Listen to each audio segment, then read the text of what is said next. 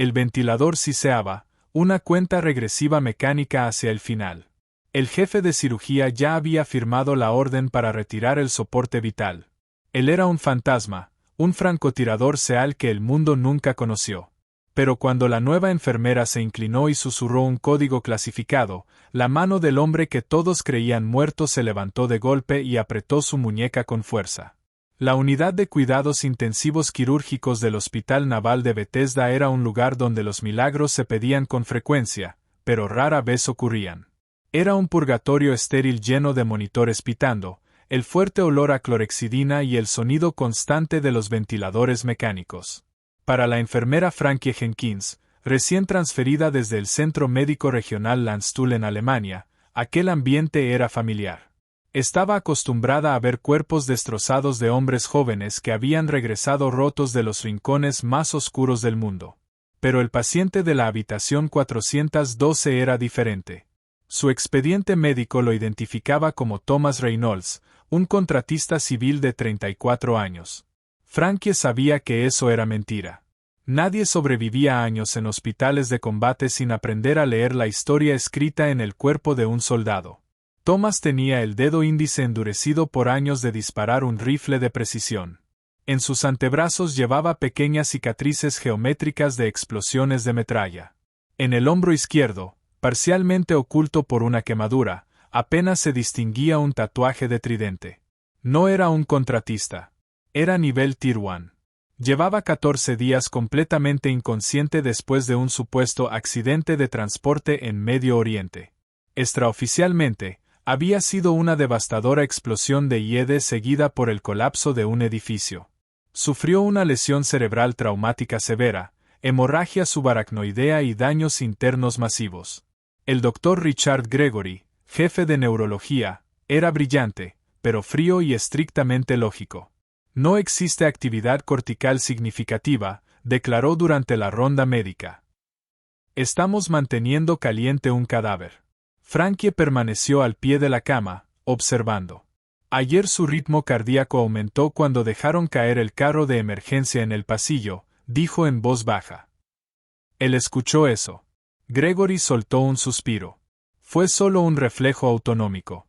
La decisión ya estaba tomada. Retirarían el ventilador a las 6 de la mañana.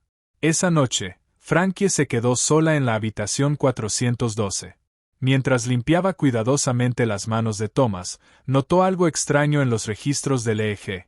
Pequeños picos rítmicos aparecían exactamente cada 4 horas. Demasiado precisos para ser aleatorios. Cerca de la medianoche, las puertas dobles del ICU se abrieron. Entró un oficial naval de alto rango acompañado por 2 agentes federales vestidos de civil. Era el capitán James Callahan, del Comando de Guerra Especial Naval.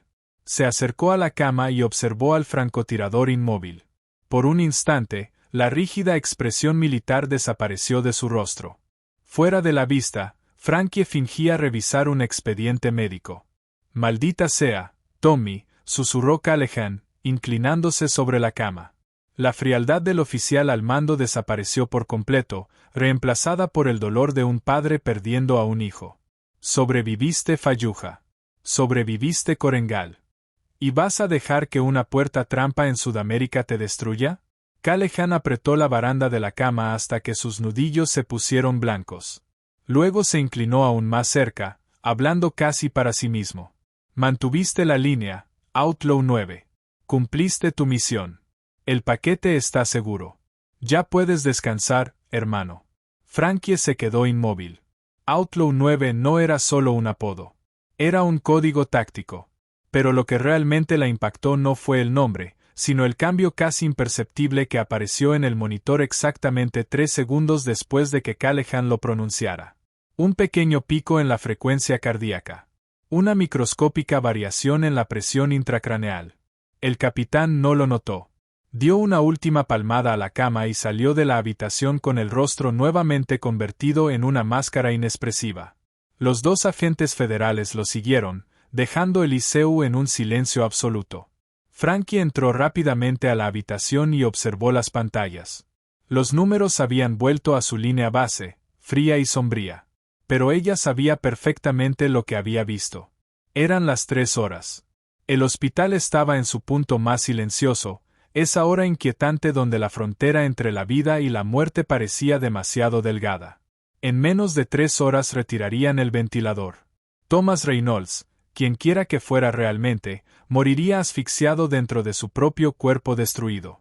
Frankie se sentó frente a la computadora del cuarto y comenzó a revisar frenéticamente documentos médicos clasificados que recordaba de sus días en Landstuhl.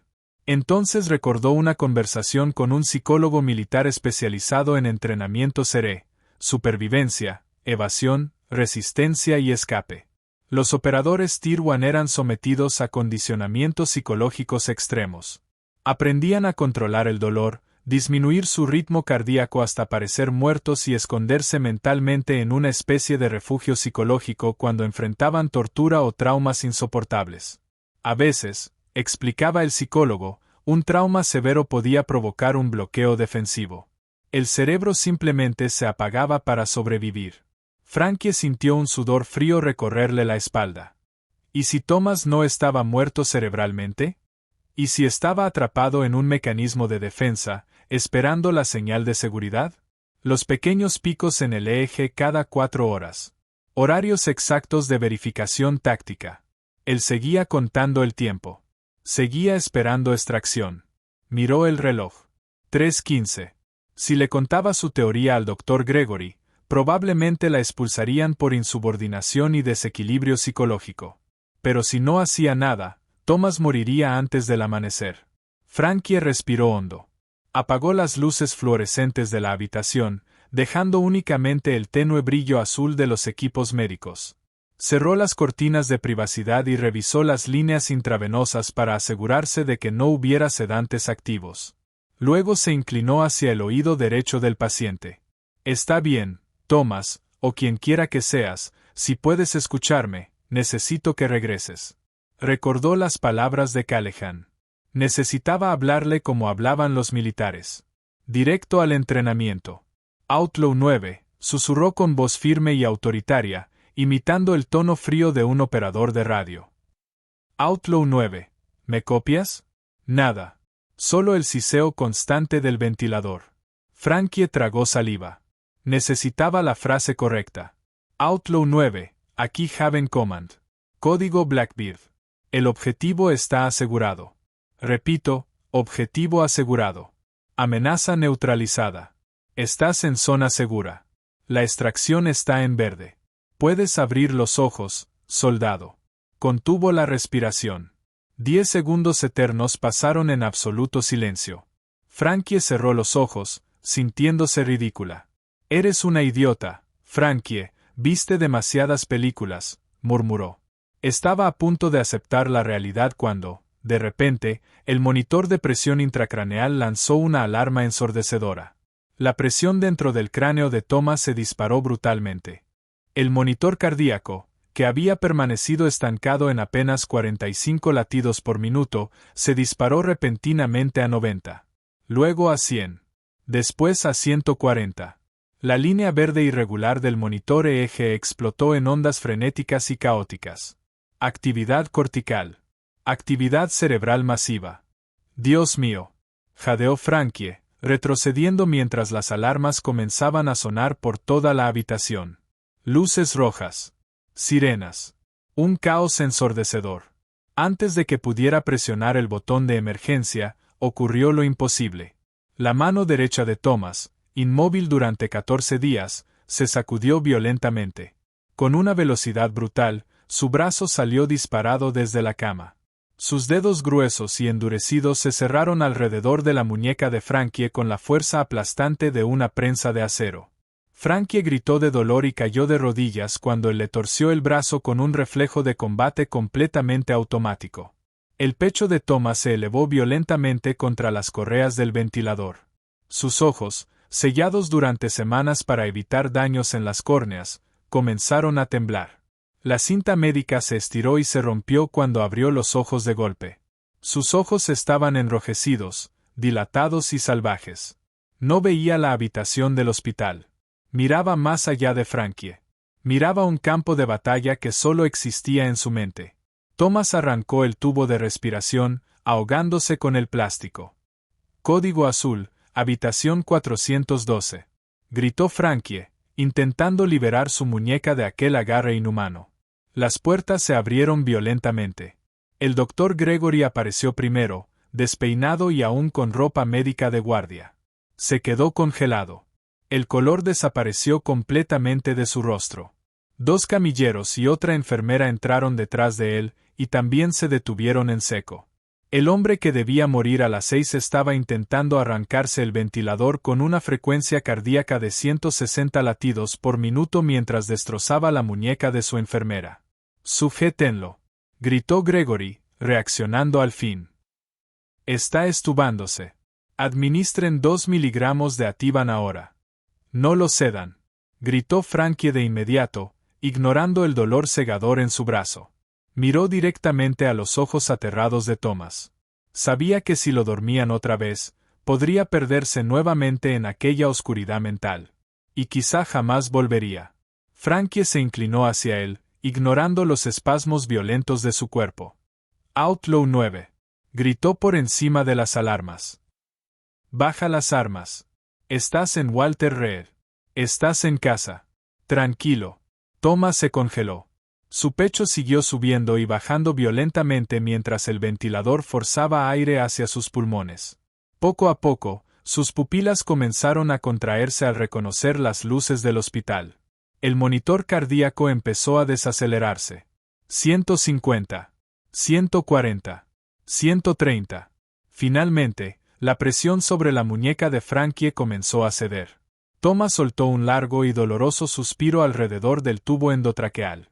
Su cabeza cayó lentamente sobre la almohada. No cerró los ojos. Simplemente miró al techo. Lágrimas silenciosas se mezclaron con el ungüento antibiótico que resbalaba por sus sienes. El doctor Gregory permanecía inmóvil al pie de la cama, observando las pantallas que ahora mostraban actividad cerebral clara e innegable. Miró a Frankie, que sostenía su muñeca golpeada mientras intentaba recuperar el aliento. ¿Qué hiciste?», susurró Gregory, completamente desconcertado. Frankie observó al francotirador Seal. Thomas giró lentamente la cabeza hacia ella y le dio un pequeño e imperceptible gesto de reconocimiento. «Solo le dije que era hora de volver a casa», respondió Frankie. Mientras el equipo médico rodeaba la cama para estabilizarlo y retirar correctamente el tubo respiratorio, Frankie notó algo que le heló la sangre. Cuando Thomas le había sujetado la muñeca, no había actuado al azar. Con el pulgar, había marcado un patrón rítmico exacto sobre su arteria radial. Tap, tap, pausa. Tap, tap, tap. Código Morse. Mientras los médicos celebraban el milagro médico, Frankie retrocedió lentamente hacia las sombras de la habitación. El mensaje no era un agradecimiento. Era una advertencia. «Ellos están aquí». El caos del Liceu comenzó a disminuir lentamente hasta convertirse en un zumbido distante y controlado. El doctor Gregory, todavía conmocionado por la resurrección que acababa de presenciar, prácticamente corrió hacia la estación de enfermería para documentar lo imposible. Los camilleros se alejaron susurrando entre ellos. Minutos después, la habitación quedó vacía. Solo permanecían Frankie y el hombre que acababa de escapar de su propia tumba. Thomas Reynolds yacía inmóvil sobre las sábanas blancas. Su pecho subía y bajaba con una respiración áspera y dolorosa, ya sin depender de las máquinas que lo habían mantenido vivo. La extracción del tubo endotraqueal había dejado su garganta destrozada y sangrante. No podía hablar. Pero sus ojos, fríos, penetrantes y aterradoramente lúcidos, estaban completamente fijos en Frankie. Ella se acercó lentamente, con el corazón golpeándole el pecho, y tomó un pequeño vaso con hielo triturado. «No intentes hablar», susurró, manteniendo la espalda hacia la ventana de vidrio del Liceu. «Tus cuerdas vocales están muy inflamadas. Solo asiente o niega con la cabeza». Thomas no respondió. En cambio, su mano derecha, áspera y llena de callos, se deslizó lentamente sobre la sábana hasta encontrar la muñeca de Frankie. Esta vez su agarre fue suave. Con el pulgar comenzó a presionar sobre el pulso de ella. Raya, raya, raya, punto, raya, punto. Frankie contuvo la respiración. Su padre había sido operador de radioaficionado, y su hermano Daniel le enseñó lo básico del código táctico antes de su última misión. Las letras comenzaron a formarse en su mente. Callahan. Frankie levantó lentamente la mirada. ¿Capitán Callahan? Susurró en silencio. Thomas parpadeó una vez. Una confirmación dura y deliberada. Luego continuó marcando letras desesperadamente rápidas con el pulgar. T, R, A, I, T, O, R. De Tratter. El traidor. Un escalofrío helado recorrió violentamente la espalda de Frankie. El reporte oficial decía que Thomas había quedado atrapado en una explosión secundaria de IED. Pero un francotirador SEAL operando desde posiciones ocultas de vigilancia elevada no entraba accidentalmente en una trampa explosiva. Alguien lo había guiado directamente hacia la zona de muerte. Alguien con acceso a rutas tácticas ultrasecretas. ¿Los hombres que vinieron con él esta noche? Preguntó Frankie con la voz temblorosa. ¿Los dos agentes también están involucrados? Thomas comenzó a golpear frenéticamente su muñeca. Sí. Cazadores. Las piezas encajaron brutalmente en la mente de Frankie. Thomas no había permanecido en coma por daño cerebral. Había activado un mecanismo extremo de supervivencia seré. Se había escondido dentro de su propia mente porque sabía que despertar significaba ser asesinado en esa cama de hospital. Había esperado una señal segura. Cuando Callahan pronunció el distintivo Outlaw 9, el sistema nervioso de Thomas reconoció el peligro, provocando aquellos pequeños picos en los monitores. No estaba descansando. Estaba escondiéndose. Antes de que Frankie pudiera procesar la enorme conspiración que acababa de descubrir en la habitación 412, las pesadas puertas del liceu se abrieron con un siseo metálico. A través del vidrio de privacidad los vio. Los dos hombres de traje de antes. Agentes Harris y Cole, o al menos esos eran los nombres falsos de sus credenciales. Avanzaban por el pasillo con una sincronización depredadora, ignorando completamente la estación de enfermería. Dios mío, susurró Frankie. Su entrenamiento médico chocó violentamente contra un instinto humano mucho más básico, sobrevivir. Los ojos de Thomas se abrieron más. Intentó incorporarse, soltando un gruñido animal desde su garganta destrozada. Pero sus músculos atrofiados no respondieron. Cayó nuevamente sobre la almohada mientras los monitores comenzaban a lanzar alarmas frenéticas. Oigan. No pueden entrar ahí. Se escuchó la voz del Dr. Gregory desde el pasillo. La puerta de la habitación 412 fue empujada violentamente. El agente Harris, alto y con ojos muertos como los de un tiburón, entró primero. Ignoró por completo las protestas del médico y fijó la mirada directamente en Thomas. Por un segundo, una expresión genuina de sorpresa cruzó su rostro al ver al francotirador despierto y respirando por sí mismo. Vaya, vaya, murmuró Harris. Su mano descansó instintivamente sobre el bolsillo interior de su chaqueta, donde se marcaba claramente la forma de un arma con silenciador. Parece que tenemos un milagro. Caballeros, estoy llamando a seguridad, gritó el Dr. Gregory entrando en la habitación. Este paciente acaba de salir de un coma nivel 3. Está en estado crítico y extremadamente vulnerable a un trauma secundario. El agente Cole, un hombre corpulento y de cuello grueso, sacó un documento doblado y lo empujó contra el pecho del doctor. Departamento de Defensa. Doctor, tenemos órdenes de traslado de emergencia firmadas por el capitán Callahan. Thomas Reynolds será llevado inmediatamente a una instalación militar segura y confidencial para interrogatorio y tratamiento especializado. Acaba de salir de un ventilador. Gritó Frankie, colocándose entre los agentes y la cama. Un traslado ahora mismo lo matará. Harry sonrió lentamente. Una sonrisa fría y aterradora. Ese es un riesgo que el comando está dispuesto a aceptar.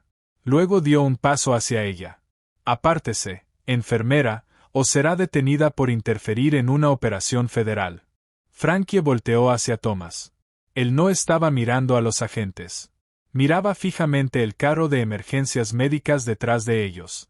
Lentamente levantó el dedo índice y señaló débilmente un cajón específico. Cajón 3. Cardiología.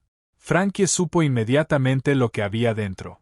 Aquellos hombres no habían venido para trasladarlo.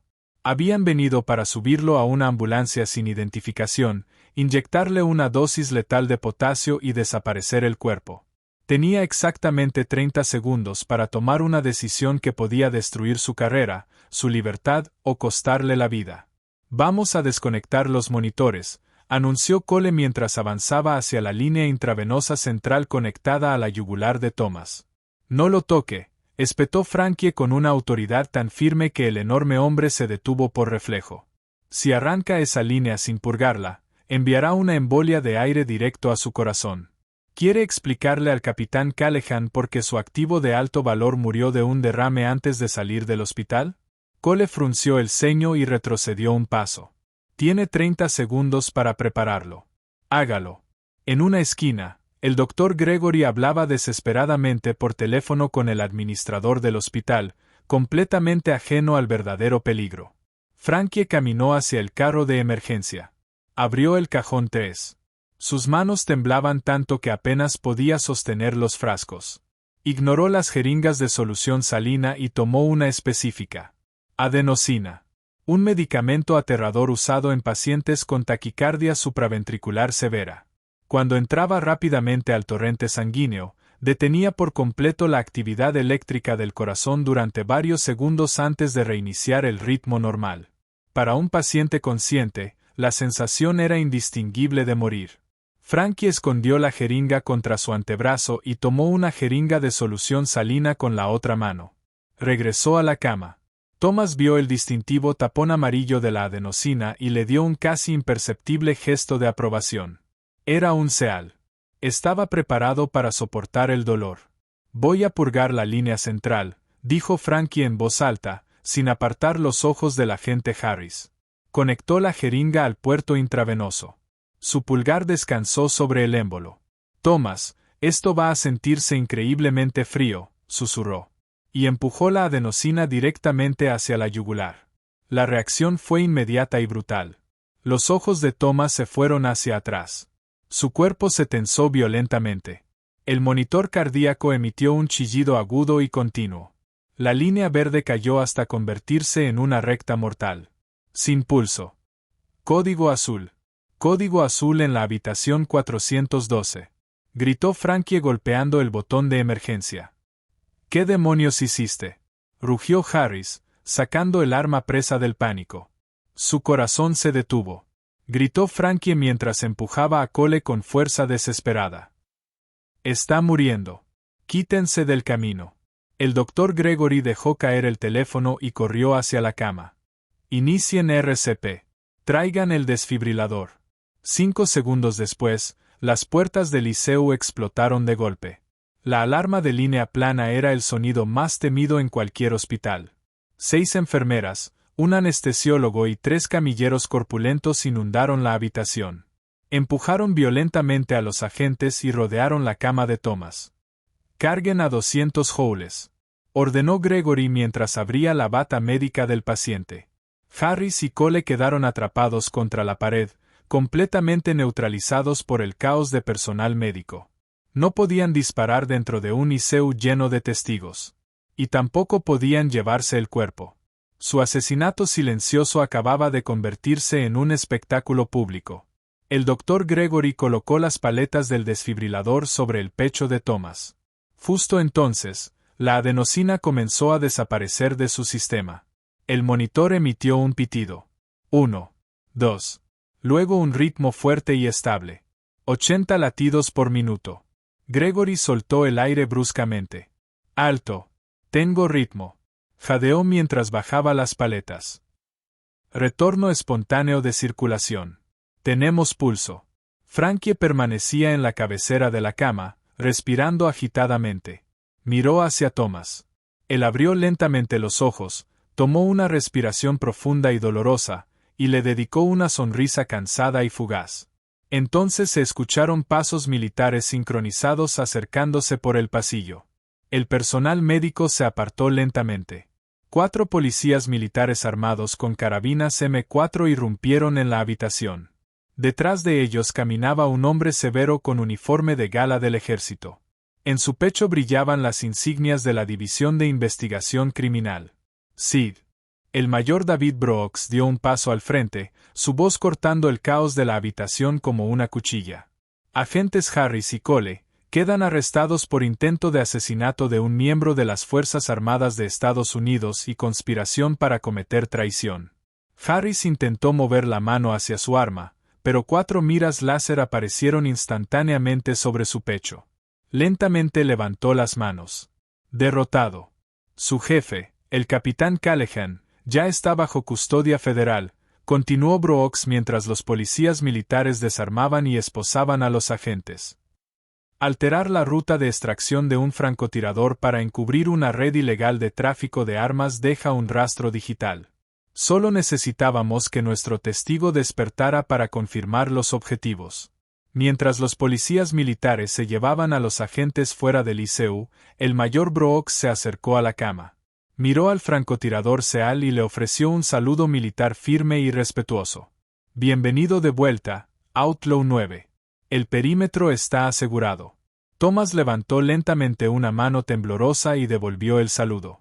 La guerra finalmente había terminado.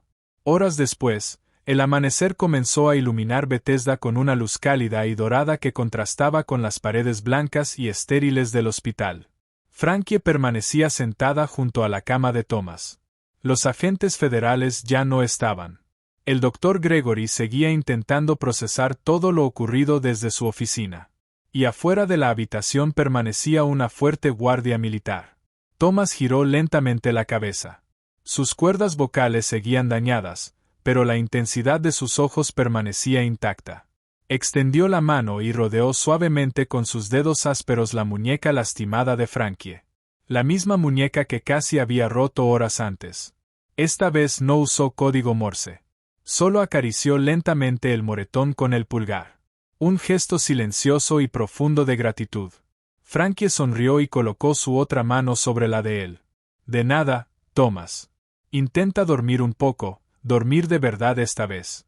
El monitor continuó marcando un ritmo constante. El fantasma había desaparecido. El francotirador seguía vivo. Y por primera vez en 14 días, Thomas Reynolds cerró los ojos, bajó la guardia, y finalmente descansó. La rapidez mental de la enfermera Frankie no solo salvó una vida. Expuso una enorme traición y devolvió a un verdadero héroe al borde de la muerte. Porque a veces, el arma más poderosa no es un rifle.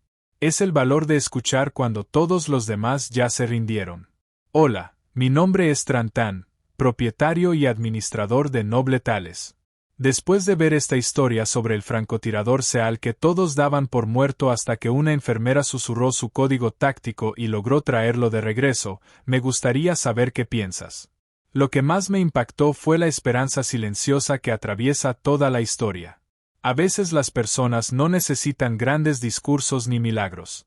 Solo necesitan a alguien que realmente las vea y se niegue a rendirse demasiado pronto. Ese pequeño momento entre la enfermera y el paciente transmitió una emoción enorme sin exagerar nada. Y creo que por eso llega tan profundo. ¿Alguna vez viviste un momento en el que unas pocas palabras cambiaron todo para alguien? ¿O conociste a una persona que apareció exactamente cuando más la necesitabas? Historias como esta nos recuerdan que la bondad, la paciencia y la conexión humana todavía importan mucho más de lo que imaginamos. Si esta historia significó algo para ti, puedes dejar un comentario y compartir tu opinión. Y si disfrutas historias emotivas como esta, siempre serás bienvenido en Noble Tales.